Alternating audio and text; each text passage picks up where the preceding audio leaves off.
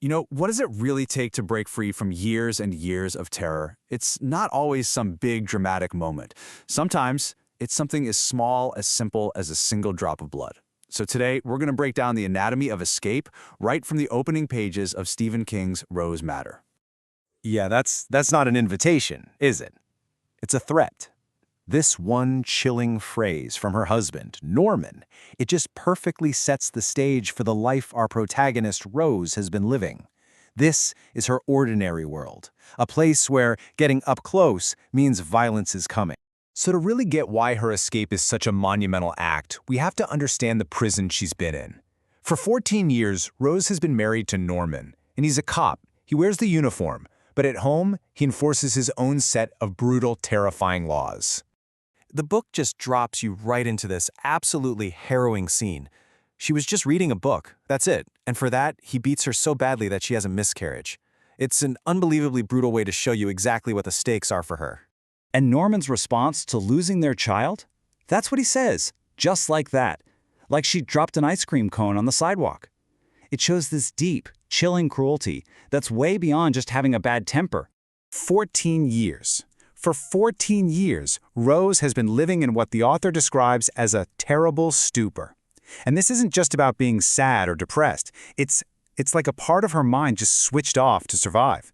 It's a coping mechanism that numbs the pain, sure, but it also kills your will to even try to fight back. I mean, just look at this list. The physical toll is just staggering. It reads less like a story and more like a medical chart of pure suffering. When you see it all laid out like this, you realize the question isn't if she should leave, it's how in the world has she survived this long? So here's the big question, right? After 14 years of this, after losing a baby, after a punctured lung, what could possibly be the thing that finally makes her snap?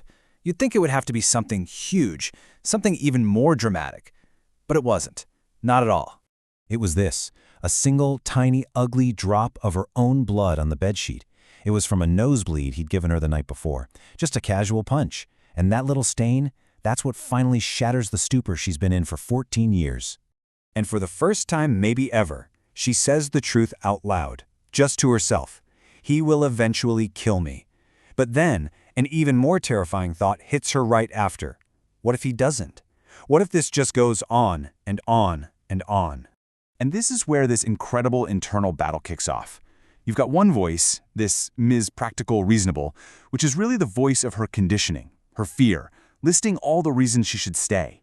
But then there's this other voice, a new one, full of rage, a voice of pure survival that's just screaming, go, go now, before you fall asleep again.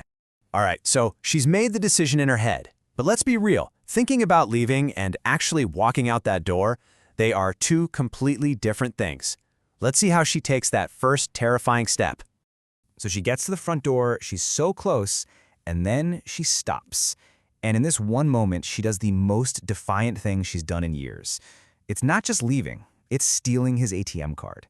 It's about taking back a tiny bit of power, but more than that. It's about making it impossible to turn back.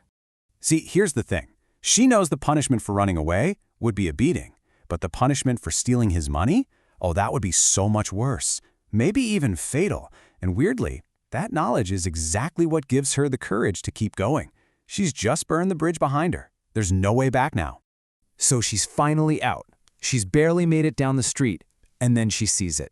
A red Sentra, the exact same car Norman drives, and it's coming right at her. Her heart just stops. In that one heart-stopping second, it feels like it's already over. This tiny little bubble of freedom she's had for all of 5 minutes, it feels like it's about to be violently popped. And then the car just passes by. It wasn't him, it wasn't even the right kind of car. The immediate danger is gone, but that terror, that stays. And this is her new reality.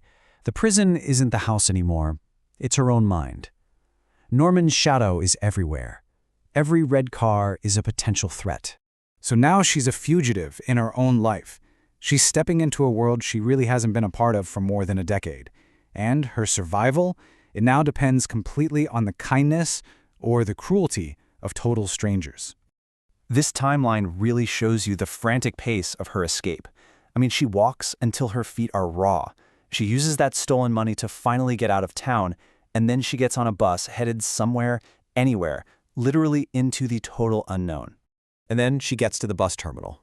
Now, you have to imagine, for a woman whose entire world has been a small, quiet, terrifying house, this place is just an absolute sensory overload. The noise, the people, the chaos, it's a completely different kind of terror, and it almost breaks her. She's desperate, she's overwhelmed, she has no idea what to do next. And then she sees this sign. And she decides to do something she probably hasn't done in years. Ask a complete stranger for help, and actually trust them with her story. And the volunteer, this man Peter Slovic, he just listens. He doesn't judge her, he doesn't question her story. He just listens. And then he hands her a small card with this address on it, a shelter for abused women. It's the first real lifeline anyone has thrown her. But even with a destination, a place to go, the outside world is just relentless. For every one person who helps, it feels like there are 3 more who see her as a target or just a nuisance. Her journey to the shelter is this gauntlet of harassment and suspicion. So after hours of being lost, scared, and just totally worn down, she finally makes it to the address. And then she hears this voice from an intercom and the sound of a buzzer. It's the sound of a door opening, a potential sanctuary. So Rose took that first impossible step. She's physically out of the cage, but you can already tell her journey is so far from over. And it leaves you with this huge question, right? What happens when you finally escape a prison only to find yourself a complete and total stranger in the world outside?